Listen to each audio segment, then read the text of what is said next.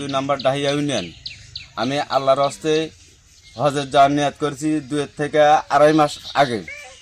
এখন সব কিছু গোছাতে পারি নাই, আমি সামান্য কিছু কাগজপাতি গোছাছি আমি। আর আমার যে ভিসাটো, আমি এই ভিসাটো সংগ্রহ করতে পারি নাই। আর আমি যদি এই ভিসাটো সংগ্রহ করবার যাই, আমার আর্থিক অবস্থা কুলায় না। আমি একজন সাধারণ গরিব মানুষ। এখন আল্লাহর হস্তে আমি নিয়াত করেছি, এই নিয়াত করে আমি হজ যাত্রা বাড়াচ্ছি। কোনো বর্ডারে কোনো জায়গায় যাতে আমার যাতে অসুবিধা না হয়, আমি এই একটা আবেদন সরকারের কাছে জানাইলাম। দেশবাসী আমার জন্য যেন দোয়া করে, আমি সবার জন্য দোয়া করবো, আমি যেন আল্লাহর রাস্তায় ভালো ভালো পৌঁছতে পারি। নিয়তি করছে তো আমার কাছে এই কথাই কষ্ট বাবা। হ্যাঁ সব দোয়া করি বাবা, কোন কি আমি দোয়া করে আরো 5 সব দোয়া করার তা আমি করছি বাবা। আপনি যে হজে যাবে ওনার ছেলে কি নাম আপনার? আমার নাম মোহাম্মদ মুস্তাফিজুর রহমান। মোস্তাফিজুর রহমান। কোন ক্লাসে পড়েন? আমি এসএসসি পরীক্ষা দিয়েছি 2025 ব্যাচ। তাই না? আপনার আব্বা কখন এই নিয়ত করেছিল হজে যাবে? আমার জানা মতো প্রায় 1 মাস আগে। 1 মাস আগে সব কিছু রেডি করে নিয়ে গেছে। জি, সব কিছু কাগজপত্র রেডি আছে বাবার জন্য দোয়া করেন ইনশাআল্লাহ। আর বক্তব্য আলহামদুলিল্লাহ আমার জানা মতে ডাহিয়া ইউনিয়নের মধ্যে এই হাঁটা এরকম হজর কেউ দেয় নেই। নাটোর জেলার জায়গা আমি ইউনিয়ন হ্যাঁ। অত দূরে জানি না হয়তো।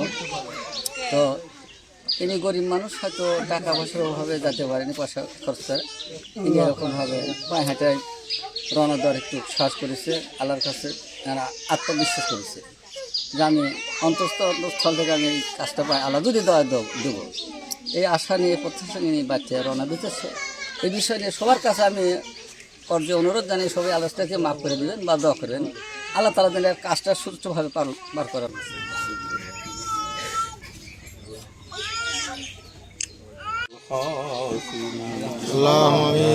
ربنا فاغفر لنا ذنوبنا وكفر عنا سيئاتنا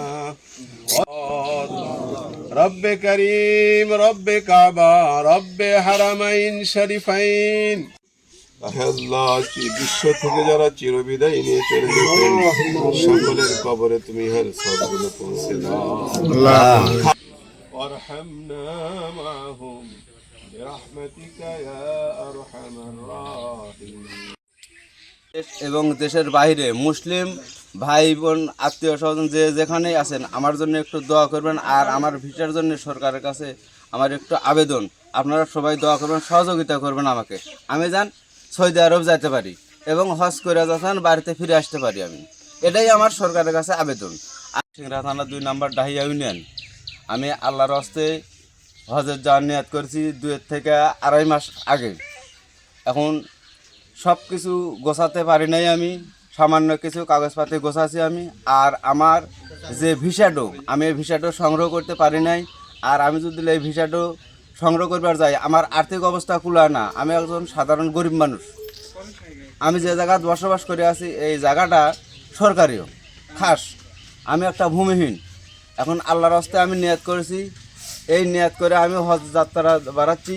কোনো বর্ডারে কোনো জায়গায় যাতে আমার যাতে অসুবিধা না হয়, আমি এই একটা আবেদন সরকারের কাছে জানাইলাম।